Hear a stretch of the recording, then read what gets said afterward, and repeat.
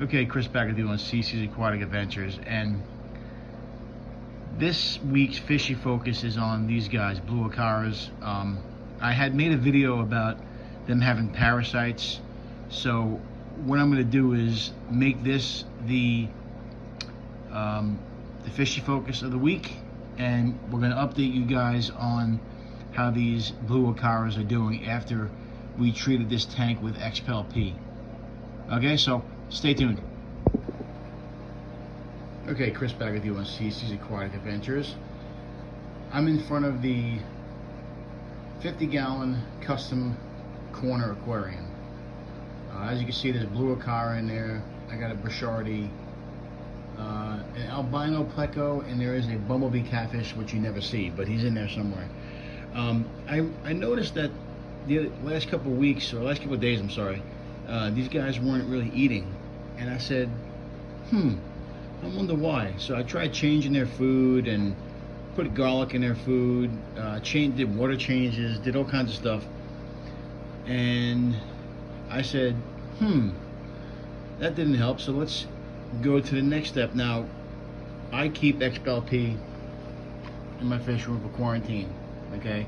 These are, that's a medication to get rid of internal parasites. I had a feeling that this tank had worms.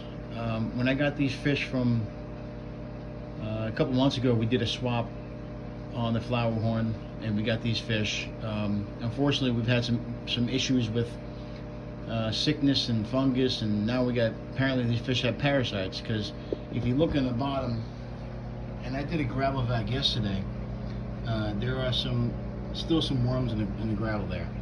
Okay, so if you do have to deworm your fish, I would definitely recommend XPEL-P. It actually does work.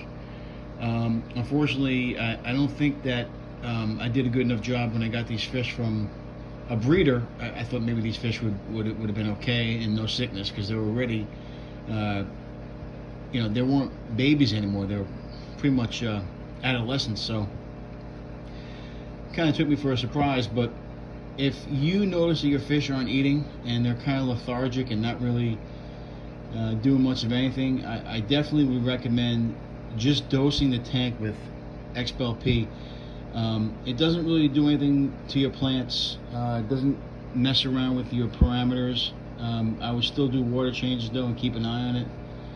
But it's only one dose, and it takes care of it for one night. So I'm going to do a water change in this tank again just to get the rest of those worms up. And I'm actually going to use the XPEL-P to treat this tank here, because I did notice on this tank there's a fish in here. It's a firemouth. He likes to hide down in there. He's eating a lot, but it seems like he's still skinny. And I did notice that these guys are kind of usually get on a growth spurt, but they haven't gotten there yet. So see, that's that guy right there. He looks like he's a little skinny. So we're gonna try to do some treatment in this tank. And like I said, it doesn't hurt your tank. So make sure you don't run any carbon in there. Follow the directions, and if they do have parasites, they'll come out of them. They'll poop them out. And like I said, this tank here, I did notice they weren't eating, and I noticed that there were some worms coming out of them, and they were having a hard time pooping. So just keep an eye on your fish's poop. If the poop is white, it doesn't even have to be white stringy poop. It could just be white.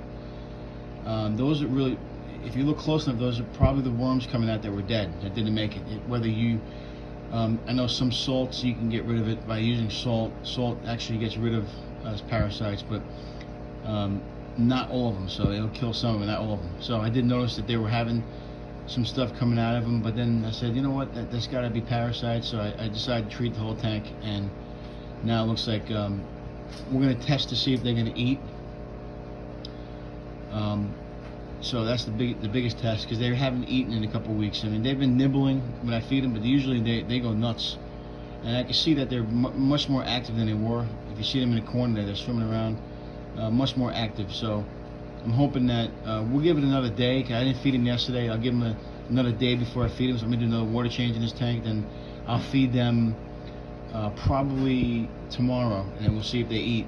And I'm going to start a treatment on the 40-gallon behind me. It has the baby jaguars in it. We're going to do that tank tomorrow, and we'll see if anything comes out. But just remember, always keep any kind of medication that you need. Like I would keep one of each. Like I keep XPLP, Paraclans, Maricin 2.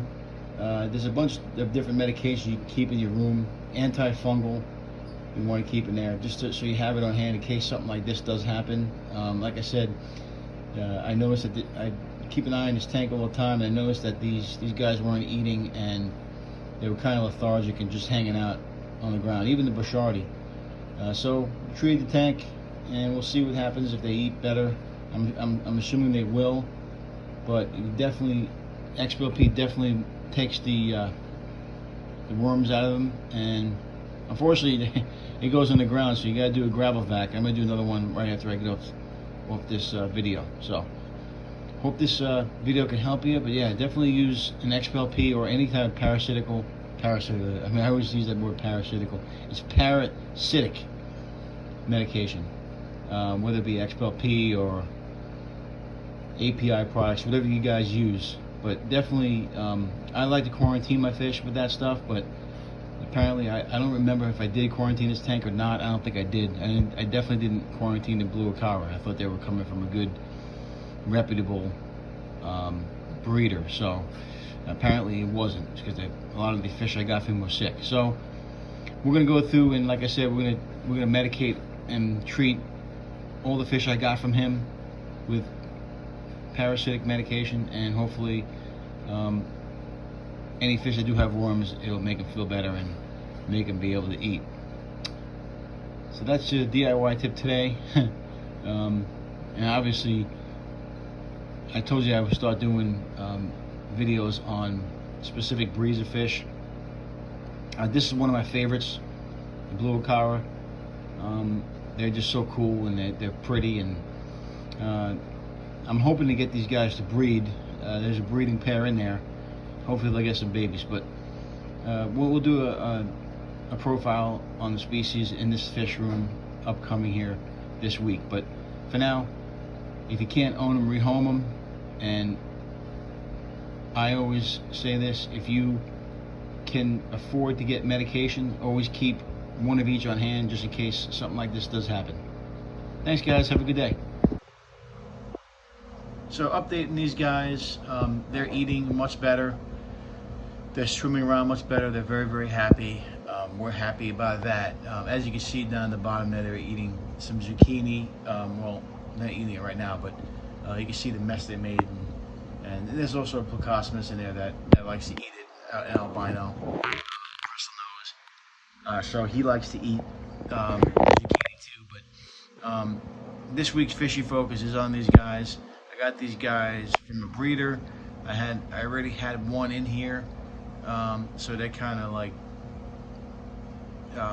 get along pretty good. But the other two are breeding pair. They haven't bred yet, so I don't know if they will. They could be laying some eggs I don't know about. It's possible, but I really don't set up my tanks for breeding. So if they do breed, they breed. If they don't, it's all good. I keep them because I like them. They're very, very pretty fish. They're good fish. They're very versatile too. You can put them in different types of tanks. You can put them in a community tank.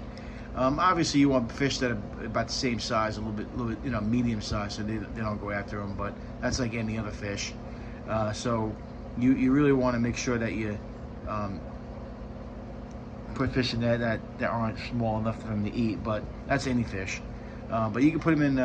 I've had them in mixed cichlid tanks. I've had them in different types of cichlids, and it's always been okay. I don't like aggressive tanks for these guys, so I keep them by themselves. I do the species only, besides the Bashardi and the catfish, but they like space. This is a 50-gallon tank. You want to make sure you have enough space for them. pH, you want to run between 6.8 or 6.2 and 8. I mean, I like to keep my pH around 7, so it's always there, always a little bit higher than neutral. But you can keep it at 7. Your GH, you want it to be 0 to 10. I don't really care too much about GH with these guys. You want to just make sure that you use your tap water and you use some dechlorinator and keep the pH around 7, and you should be good. Temperature about 72 to 78. I like to keep them. at a decent temperature. Just make sure that you have enough space, that they get about 7 inches, between 5 and 7, so you want to make sure you have enough space for them. Don't keep them in a 20-gallon or 10-gallon. Try to give them a little bit of space. They do get kind of big, 5 to 7 inches. So just make sure that you keep the temperature about 78. I don't like to go any higher than that because they kind of don't like the temperature in the 80s. Feeding, they're omnivores, so they eat pretty much anything. I mean, you can feed them. I like to feed all my guys zucchini. There's always zucchini, maybe every month or so. Almost every one of my tanks I put a zucchini in there, and all the fish love it. All the omnivores. So they like some vegetables, but mostly they like the meat. So I fed these guys some blackworms yesterday. They went nuts. I was worried about their diet, but they're back on track now with me treating them for parasites. So they're back on track. I'm very happy. And like I said, these guys are easy to keep. They consider it a beginner fish. I would definitely recommend these guys, but like I said, just make sure you have a big enough tank for them, and you keep your temperature about 78, good pH, and obviously you don't want to have any ammonia or high nitrates. I keep a couple pieces of plant in there, or keep a couple plants in there. You can keep them in a planted tank. They might nibble on some leaves, but for the most part, these guys leave these plants alone. You could also, as you can see, one of the plants is dying there, but I didn't want to treat this tank with Easy Green yet, so we're going to wait on that. Hopefully that plant won't die out, but I do water changes once on every one of my tanks. Every 2 weeks I do water changes, so you keep an eye on the water parameters and changes. Make sure you keep these guys happy. And like I said, enough space. Make sure that they're very, very, very good with other fish. So it depends on, it all depends on the fish, but for the most part, you can keep them with other fish. Some people have them in community tanks, but I like to keep them. I just keep these guys in a species-only tank because I just love them. I think they're great. They're very pretty fish.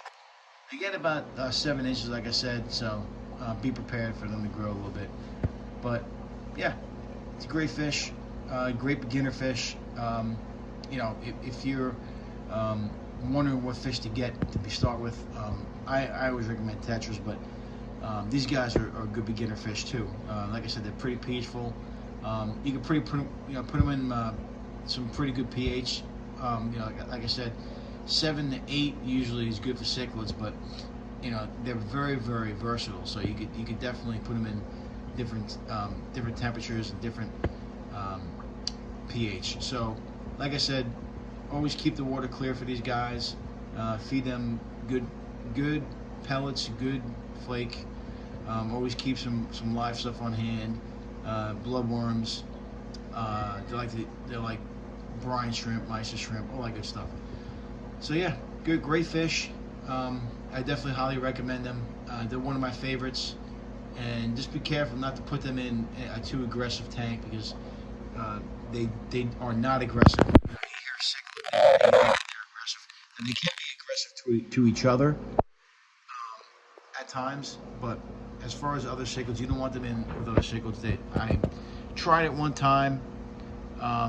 You can, but just be careful not to put them in with aggressive cichlids. You can put them in with other peaceful cichlids. Like I see people with them with Oscars and other peaceful cichlids, like South American cichlids. But don't put them in with like African cichlids. You might have some issues. So that's the fishy focus of the week. Like I said, these guys had some parasites and not anymore. You can see the zucchini all over the bottom. They eat it pretty good. Always keep some kind of parasitic medication in your fish room, just in case. All right, guys. Well, if you can't own them, rehome them. And remember, if you like the videos, hit like. If you want to comment. I will always respond. And if you know anybody who wants to subscribe, recommend us. And keep watching the channel. Keep growing the channel. I appreciate it. Have a good day, guys.